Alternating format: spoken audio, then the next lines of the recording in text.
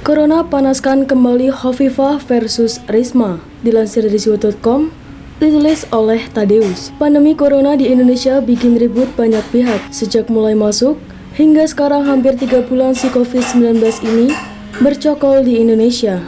Kegaduhan terus terjadi. Komponen bangsa malah sibuk saling menyalahkan dan saling tuding.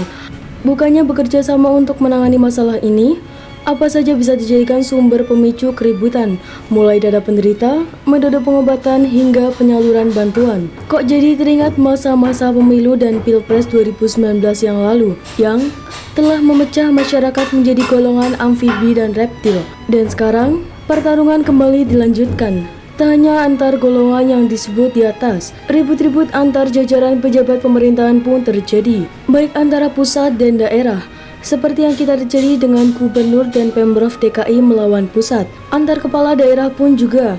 Contohnya, Bupati Lamanjung dengan Bupati Boltim soal kisruh bantuan ke masyarakat. Dan ada juga yang model friksi internal di daerah. Seperti yang terjadi di Jawa Timur, Gubernur Jawa Timur Hovifah Indar Parawansa dan Wali Kota Surabaya Tri Risma hari ini. Mungkin ekskalasinya tak sampai bikin heboh di tingkat nasional, namun bagi yang tinggal dan mengikuti perkembangan Jatim dan Surabaya pada umumnya, hal ini tidak bisa diacuhkan begitu saja. Awal mula ketegangan ini disinyalir dimulai pada Pilgub Jatim 2018 yang lalu. Saat itu, ada persaingan antara Hovifah melawan Saifullah Yusuf alias Guspul. Guspul sendiri didukung oleh PDIP, Partai Risma Bernaung. Risma pada saat itu sempat menyebut calon gubernur Jatim Hovifah sebagai sosok yang keminter, atau bahasa Indonesianya sok pandai. Dan seperti diketahui, Hovifah akhirnya menang. Hovifah mungkin memaafkan, namun apakah dia melupakan hal ini? Pada bulan Februari 2019 dikabarkan perang dingin antara keduanya mulai mencair. Kedua tokoh wanita di Jatim itu pernah mengadakan pertemuan yang mungkin sebagai upaya rekonsiliasi dan menyambung tali silaturahmi. Basa-basi dikitlah demi pencitraan di publik. Masa tinggal satu rumah namun tak akur. Dan sekarang kelihatannya hubungan mereka memanas kembali gara-gara corona. Dimulai sejak awal April saat muncul wacana penerapan PSBB. Hovifah yang merasa tak dianggap Risma menyindir wali kota Surabaya tersebut. Seyogianya, pemerintah Provinsi Jawa Timur dapat surat tembusan pengajuan PSBB itu, tapi sejauh ini belum ada satupun kota atau kabupaten di Jatim yang mengajukan PSBB atau berkoordinasi dengan Pemprov, kata Hovifah di Surabaya Minggu malam 5 April 2020. Lantas, berlanjut lagi saat terungkapnya kasus positif pegawai pabrik rokok di PT Sempurna yang akhirnya menjadi klaster baru penyebaran corona di Surabaya. Dalam hal ini, Hovifah menuding bahwa Dinkes Surabaya lambat dalam menanggapi hal ini. Pemkot Surabaya tidak terima begitu saja dituding demikian. Koordinator Protokol Komunikasi Gugus Tugas Percepatan Penanganan COVID-19 Surabaya, Muhammad Fisker pun langsung membantah. Menurutnya, pihak Pemkot Surabaya telah melakukan tanggung jawab mereka dengan tepat waktu.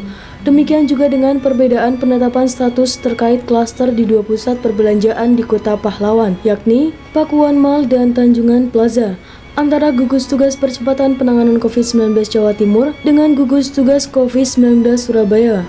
Perseteruan keduanya ditanggapi pula oleh berbagai pihak. Ketua DPD RI Lanyala Mataliti menyebut beda pendapat Hovifah Risma adalah hal biasa terjadi antar pemimpin atau pejabat.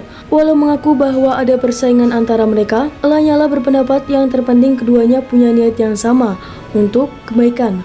Saya pikir itu biasa beda pendapat. Yang penting bagi saya beliau-beliau punya niat yang sama untuk kebaikan, tutur Lanyala awal Mei yang lalu.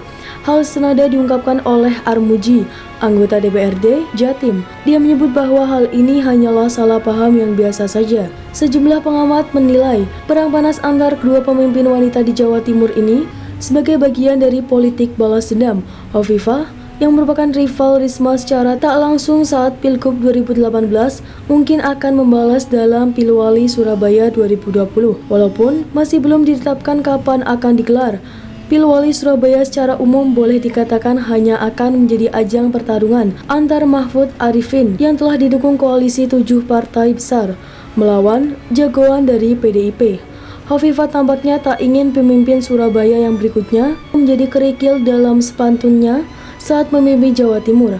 Seperti yang dirasakan dari Risma saat ini. Risma pun tentunya ingin agar calonnya dapat menjadi pemimpin Surabaya berikutnya. Risma sendiri mempunyai hak untuk mengajukan calon pengganti dirinya yang merujuk pada keberhasilannya memimpin Surabaya.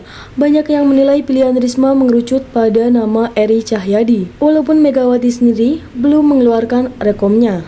Semoga keduanya mengesampingkan kepentingan yang lain di masa seperti ini dan bekerja sama mengatasi pengebluk corona. Jangan sampai warga Surabaya dan Jatim yang menjadi pelanduk mati di tengah-tengah pertarungan para gajah.